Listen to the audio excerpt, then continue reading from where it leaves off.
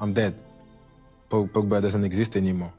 C'était Paul Pogba, quelques heures avant que le monde ne soit réveillé par la nouvelle choquante de son test antidopage raté. Le Français se plaignait du traitement qu'il recevait chaque fois que les choses tournaient mal dans sa carrière. Malheureusement, le lendemain matin, cette phrase est devenue étrangement proche de la réalité. Le dimanche 10 septembre, Pogba a une fois de plus fait la une de tous les médias de football du monde.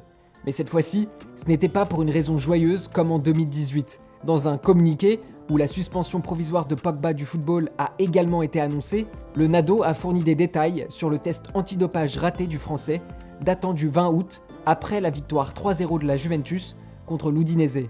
Pogba avait passé tout le match sur le banc, mais être inscrit sur la feuille de match suffit pour qu'un joueur soit soumis à un test antidopage aléatoire. Il a donc dû suivre la procédure standard. Pogba a joué un peu dans les 2 matchs suivants de la Série A. En entrant en jeu contre Bologne et Empoli, il a même marqué contre Empoli. Une superbe demi-volée rappelant ses meilleurs jours à Turin. Mais le but a été annulé après un contrôle de la VAR. Et maintenant, il y a de plus en plus de crainte que cette célébration de courte durée soit la dernière de sa carrière sur un terrain de football. Selon de multiples sources, peu de temps après que la nouvelle a fait le tour du monde, Pogba a contacté la direction de la Juventus et a admis avoir pris des compléments alimentaires sans savoir qu'ils contenaient de la testostérone. Comme l'ont suggéré plus tard les rapports, il ne s'agissait pas de compléments génériques disponibles pour tous les athlètes, mais de compléments disponibles aux États-Unis et pas en Italie, prescrits à Pogba par l'un de ses amis, un médecin basé à Miami. Le Français a ensuite déclaré aux responsables du club qu'il regrettait de ne pas les avoir informés avant l'achat, ou de ne pas avoir consulté les médecins du club avant d'utiliser les dits compléments. L'explication de Pogba avait probablement du sens, mais les dirigeants de la vieille dame ont été rapides dans leur décision initiale néanmoins. Le club a dit à Pogba et à son entourage qu'ils cesseraient de lui verser son salaire annuel de 8 millions d'euros, qu'ils essayaient déjà de réduire en raison de ses problèmes de blessure qui limitaient déjà sa disponibilité. L'équipe de Pogba a également été informée que si le joueur était suspendu après son échantillon B et son procès, il y aurait une possibilité de résilier son contrat. Comme si cela ne suffisait pas, Pogba pourrait également faire face à des poursuites pénales car le dopage par les drogues est un délit en Italie. Comme nous l'avons dit au début, rien ne semble aller dans le sens du français ces derniers temps, mais tout espoir n'est pas encore perdu. Pogba n'est pas le seul joueur à avoir reçu de mauvaises nouvelles du NADO récemment et il ne sera probablement pas le dernier. Mais malgré le scénario initialement inquiétant, il pourrait y avoir une issue pour le français, même si c'est une issue épuisante et difficile. Le défenseur central argentin de l'Atalanta, José Palomino, a été le dernier joueur de la Série A à être convoqué devant la justice pour des accusations de dopage. Le défenseur a été testé positif lors d'un test antidopage aléatoire fourni lors du stage de pré-saison de son équipe cet été-là. Et malgré sa défense, basée sur une contamination accidentelle, il a fini par être suspendu provisoirement, tout comme Pogba, avant d'être innocenté 4 mois plus tard. Palomino a raté sa chance de faire partie de l'équipe d'Argentine pour la Coupe du Monde. Et quel raté, compte tenu de ce qui s'est passé au Qatar. Mais une absence de 3 mois a dû lui sembler correcte, comparée à une suspension pouvant aller jusqu'à 4 ans. Bien que chaque cas soit unique, Pogba pourrait avoir l'impression d'avoir une chance d'être innocenté.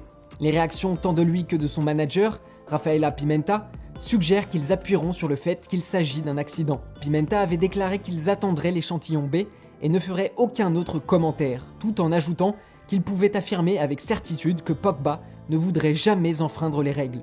Nous devrons attendre pour voir si les arguments de Pogba et de son équipe convaincront les autorités. Mais nous n'avons pas besoin d'une inspection plus approfondie ni de plus de temps pour savoir que toute cette histoire s'ajoute à un tas déjà inquiétant de problèmes personnels que le Français a connus. Sometimes I was just by myself thinking, I don't want to have money anymore. I just don't want to play anymore.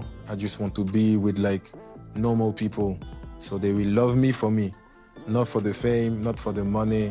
Sometimes it's tough. Pogba, tout comme Cristiano Ronaldo, n'a pas eu le retour à la maison qu'il aurait souhaité à Manchester United. Après son transfert record lors de son retour à Old Trafford, son temps a été ponctué de blessures et de problèmes qu'il a eus avec ses entraîneurs, en particulier José Mourinho. Le Français a finalement décidé de retourner à Turin, espérant raviver sa carrière où il avait trouvé son meilleur niveau auparavant. Non seulement cela ne s'est pas produit, mais son entourage a tout empiré. Avant de quitter United en mars de l'année dernière, Pogba a été kidnappé près de Paris par quelques hommes munis d'armes à feu. Les ravisseurs présumés ont demandé 13 millions d'euros et le Français a essayé de payer mais a été bloqué par sa banque. Possiblement plus douloureux que l'événement traumatisant était le fait que son propre frère, Mathias, a été inculpé et détenu pour le complot d'extorsion qui a échoué.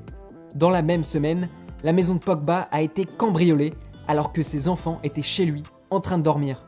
Quelques mois plus tard, les deux frères ont été une fois de plus impliqués dans une controverse, cette fois-ci bien plus grande qu'eux, impliquant la superstar française Kylian Mbappé. Dans une série de vidéos, Mathias Pogba a accusé son frère d'avoir engagé quelqu'un pour utiliser la sorcellerie et maudire l'attaquant du PSG. Et bien que Pogba ait nié n'avoir jamais contacté personne pour nuire à Mbappé, il a admis avoir versé une somme importante à un sorcier au profit d'une organisation humanitaire qui aide les enfants en Afrique. Quelles que soient ses motivations, sa réputation a une fois de plus été ternie. En parlant de son entourage dans une récente interview, Pogba a dressé un tableau plus clair de ce qui se passait autour de lui. Mais peut-être que son éveil est venu un peu trop tard. The only people can hurt you is the people that they are close to you. That's it. The enemies, you know where they are. People that they close, the friends, family, that you think they will always, like, they are happy for you. They're the ones that they can, like, destroy you. Chaque fois qu'il parle de quelqu'un en dehors de sa femme et de ses enfants, il est impossible de ne pas entendre la boule dans la gorge de Pogba. Le Français a clairement beaucoup souffert. Et c'est lui qui admet qu'il n'était pas préparé à tout cela. We're going through a lot. We're here, we grew up to play football. We didn't grow up to get ready for the media. Because some media, they will bring you up so high and then bring you down, but like to destroy you. Et s'il avait pu faire le ménage dans son entourage? Et s'il avait réfléchi davantage avant ses allers-retours entre Manchester et Turin?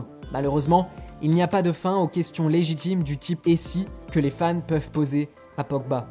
Et le temps dira s'il sera considéré comme un « et si » du football ou comme un champion du monde qui, malgré tant de problèmes, a trouvé son meilleur niveau avant de ranger les crampons pour de bon.